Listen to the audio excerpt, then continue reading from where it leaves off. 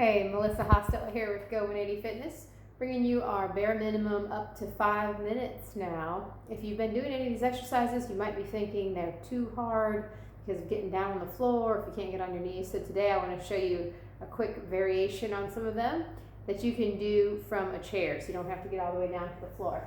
So if it was easy for you to sit on a chair and you're starting from that position, we think about our first 30 seconds just being moving the body around, stretching up and down. So you're stretching the arms up and reaching out, and then taking it down. Depending on you, if you're able to do extra movement, take your whole body down with your arms. If you tend to be prone to vertigo, then just stretch out the arms and legs and bring the arms down. Take that extra if you can. Good. Bringing the knees to chest. You're just pulling them up. You get that little bit of extra stretch just to start to wake up the hips. And then we have our hip wiggle. And if you're sitting in a chair, you can just literally shift your weight side to side, lifting the hips, starting to move the back a little bit.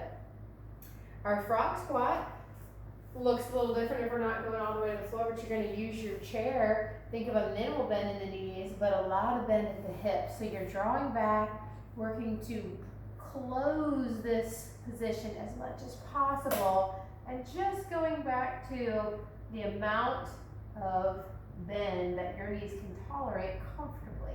So I'm still folding up my hips, but I'm keeping it out of my knees and not doing a big flexion in my knees. Good. From here we have our hip rotations, and we would bring that to the chair. Again, seated, come to the edge. Think about bending the knees and just rotating around that foot. Outside of the foot, inside of the foot. Use your hand to get that little extra push, and your other side stays completely stationary. Start with the left or the right, and then go to the other side. Again, that leg stays stationary, and you're just pressing that extra stretch as much as possible. You want to bend forward and get just a little bit more flexion at the hip. Before you do that rotation, you can. Good. Our kneeling lunge can be done a couple of ways, and one of them is to use the chair. If I'm using the chair, I'm going to turn in this position. My left cheek is on, my right leg is off, and I can just walk it back. I got this chair here for stability, and I can get my stretch here. I'm going to squeeze this glute, press into that stretch, and take my arm up. Or if you just need a little bit of the assistance of the chair, but you don't need to be seated in the chair, you can do the same thing standing. In this case, I'm taking my left leg back. I can do straight legs if I have knee issues.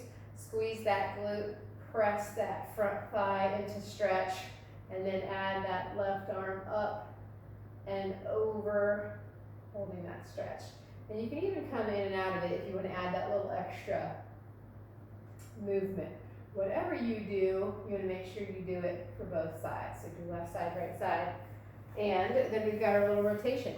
Rotation, again, can be done seated. If you're seated, you want to think about bringing something between the knees. So a pillow, stuffed animal, a ball. If you don't have anything, you can use your fist, which is what I'm going to use in this scenario. So I'm squeezing my left arm in. I'm hinging from the hips, keeping that nice long neutral back. I'm going to reach through as I bend forward as much as comfortably possible. Reach through with that right hand. As it comes out, my elbow leads and my arm extends. So my breath is in and out.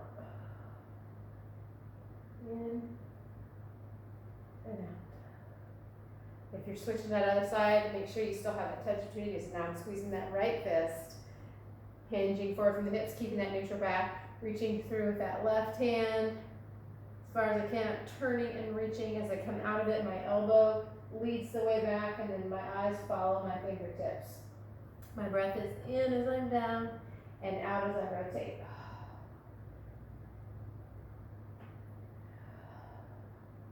That is a good one to do anytime. That thoracic rotation, anything you can do to get some rotation through your back. And then the one we're going to add today is the stretch to the back of the thighs. So finding a good surface that you can stand, that you can grab. It doesn't really matter the height, ideally about shoulder height. Where this was a little bit lower, and that's fine. You're going to keep a long neutral, straight back, bend the knees just a little bit, and draw back until you've got that stretch through your arms, through your back, very long. If I find that I don't have any stretch much on the back of my thighs, I'm gonna walk my feet back a little bit more. So I'm almost a 90-degree angle, and that's where I wanna start. Once I'm there, my feet are planted. I want to think about lifting the skin on the back of the thighs. So it's like my back pocket. If I could shine it up towards the sky, I'm going to press into that and lift the back skin on the back of my thighs and hold that stretch. And that should bring you stretch to your hamstrings, right? This should be very much out of your back and in your thighs, that other side of your back essentially. And you're just going to hold that for 30 seconds. And that would bring us to our 5 minutes. You might have to slow it down a little and take it in those pieces, but it's a great way to modify those moves and allow yourself to still get that full range of motion from head to toe and get finished and have a great workout and never have to get down on the floor. So, hope to see you in the gym.